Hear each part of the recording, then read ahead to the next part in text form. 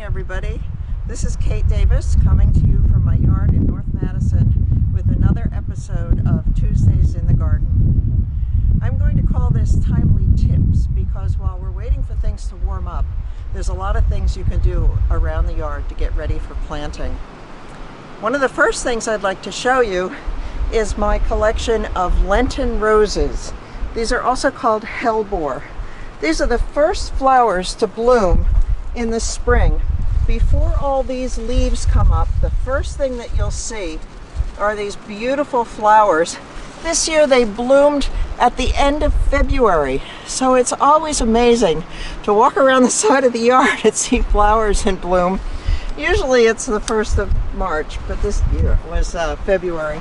So what you can do with them now is last year's leaves fall down to the ground. And you don't want the energy of the plant to go to last year's leaves. You want it to go to this year's flowers and this year's leaves. So you want to prune off all of these old leaves and get them out of the way. I have my Florian ratchet clippers here with me all the time. And so I've done most of these plants, but I'm just doing these last few to show you. So we'll get rid of these, and then that will make the plant healthier for next year. Okay, so my backyard is mostly shady. I'm going to show you some of my shade plants, but also other things that I'm doing to get ready to plant. So follow me. This is my potting area. I have what used to be a sandbox, which is now my pile of dirt. And every year I dump out the last year's potted plants that I'd had on my deck, and I mix some new soil with them to get ready to plant my pots for the deck for this year. So as you can see, I've got them ready to go for when it warms up and I can actually put the flowers in them for next year. One of the first tips I'd like to give you is that when you start your pot, always put some good drainage in the bottom. And if you have a broken terracotta pot, you can just smack up the pieces of terracotta and put them in the bottom of your pot. Then I start with some of last year's soil, and then I give it some new gardening soil on top.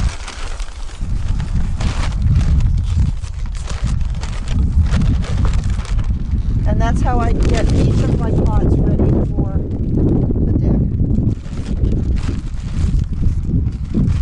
So I've got 4 or 5 ready to go. So what can you plant when you have a lot of shade in your garden?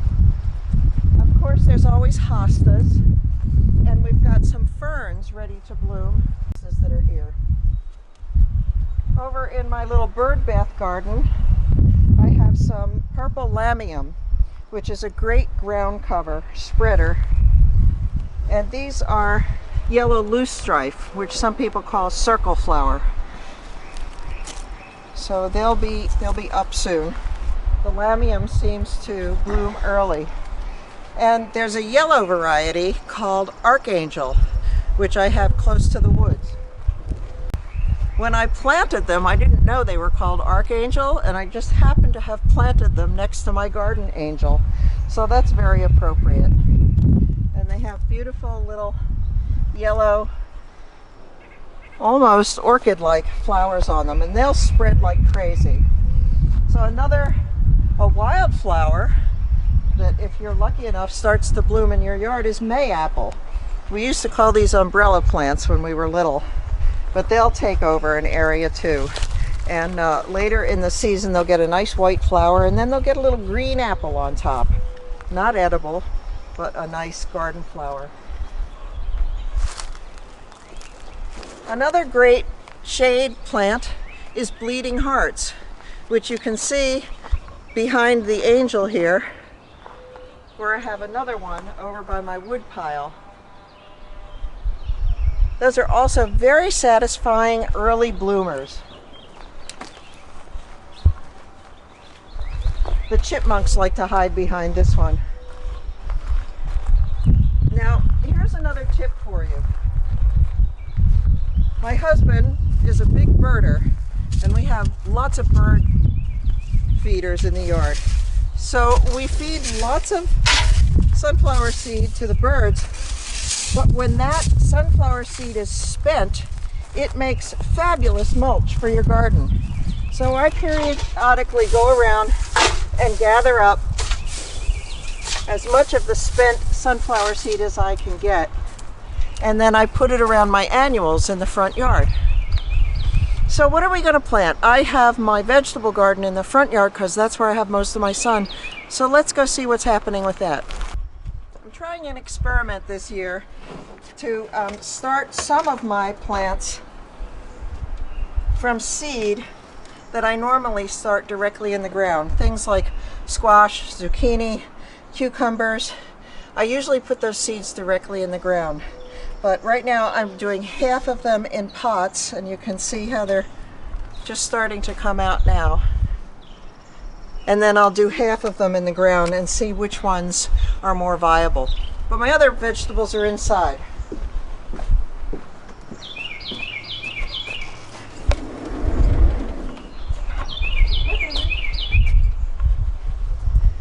I've got flowers ready to go in my pots when it warms up a little bit.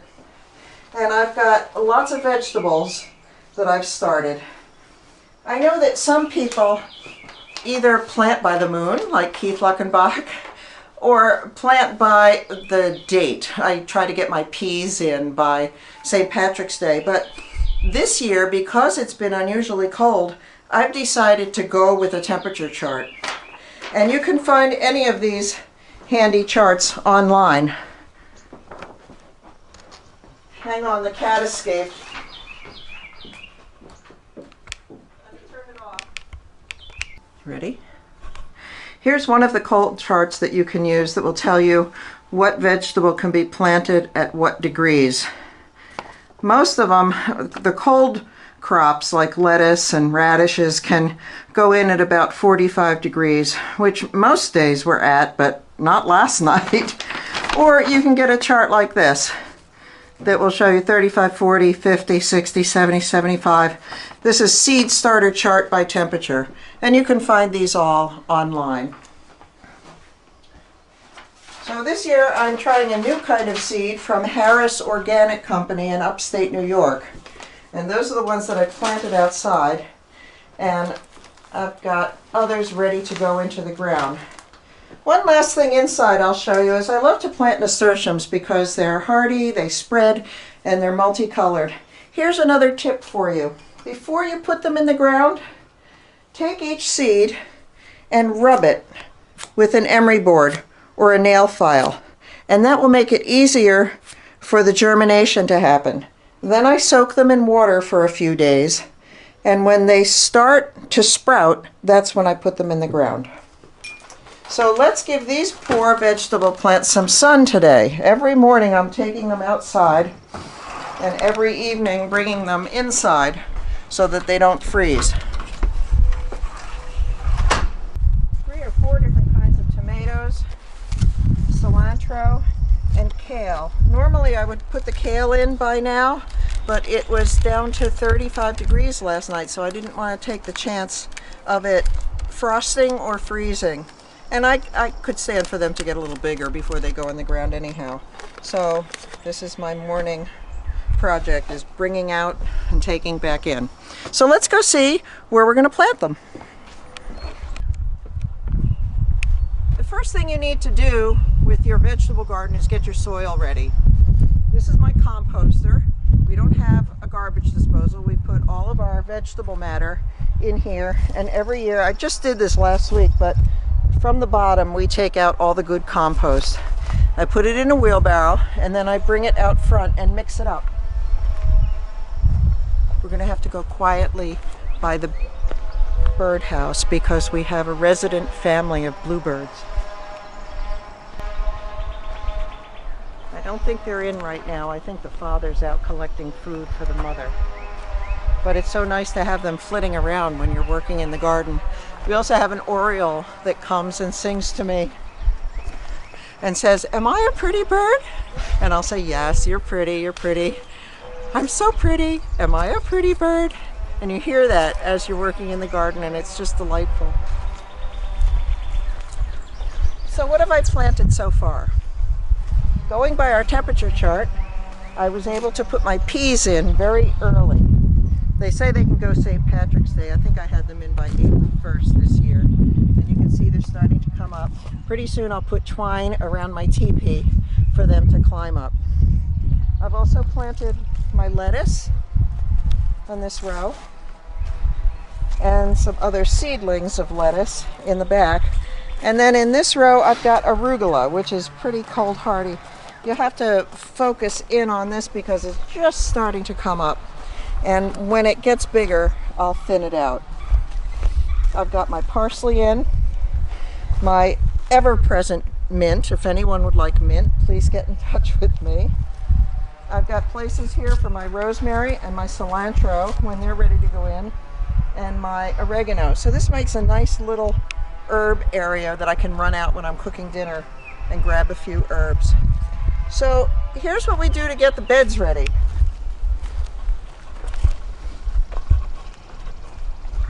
My tomatoes will come back here, and I turn over the soil in each area and then I enhance it. Remember I said I take the compost out of there? I mix the compost with some manure, which I got from good old Farmer Chip in Guilford.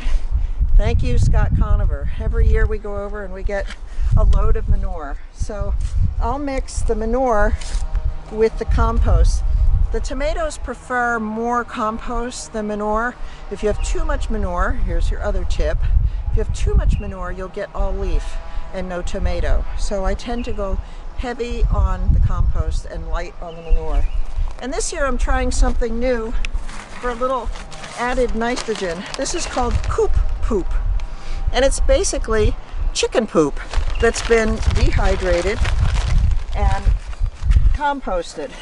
And so I'll throw a handful of that into each hole just to give it a little extra food and then mix it up. So all these little hills are for my tomatoes. This will be my kale. I'll have eggplant, and I'll have squash and zucchini. And then there's another teepee waiting to be fixed over here.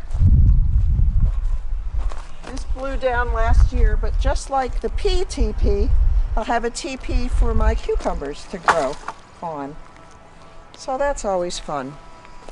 So what else can we do at this time of year? The lilacs are starting to come out, which are beautiful. And last year I was a little delinquent in deadheading them. Come on, I'll show you what I do. You can see where the new buds are starting to come out. I've got white and purple in this bush. But see, last year's, we're going to take that right off because we don't want the energy to go to last year's buds. We want it to go to this year's buds. So you can do that with all of your lilacs. Another thing that needs to be deadheaded is daffodils.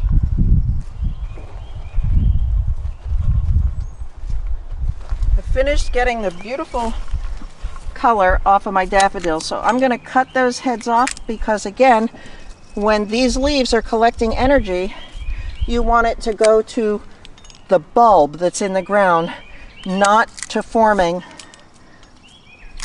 the seed. The seed is there. Now, another thing you can do with daffodils that I like is when you want to make room for something else. After they start to die back, you can take the leaves and tie them in a knot, and they'll still be absorbing energy from the sun, but they won't look as straggly. So you just tie that whole thing in a knot and leave it there. It's a little easier. They're still pretty firm. I would wait another week or so to do the rest of those. So let's go see what's in the front of the house. Here's another tip for you. Don't cut your grass in May. Wait until June. Do you see all these little wildflowers coming up? The dandelions and the ajuga. The bees are very busy right now, and they need as much pollen as they can collect. So besides your flowering plants in your yard, you want them to have the benefit of the wildflowers that are in your lawn. It's too early to put my begonias or my impatiens out because I don't want them to die. So I've got some pansies in, and pansies are very hardy. Right now the azaleas are ready to bloom, and oh, here comes a chipmunk family. They like to live under my porch. And then I have some of the smaller rhododendrons in full bloom, and I'm so happy that the frost didn't get them. This plant is one of my favorites. This is quince. It's a quince bush, and we'll get yellow quinces where these blossoms are growing. And you can't eat them out of hand, but they make great jam or a jelly called membrillo, which is great served with a hard cheese. So it's a busy time of year in the garden. There's always something you can do. There's always pruning that needs to take place. There's always stragglers of bittersweet that you want to yank out. But pretty soon, in a week or two, I think we're going to be done with this cold temperature, and I'll start putting out plants in the garden. So I hope this has given you a few tips that you can use, and see you next week for Tuesdays in the Garden.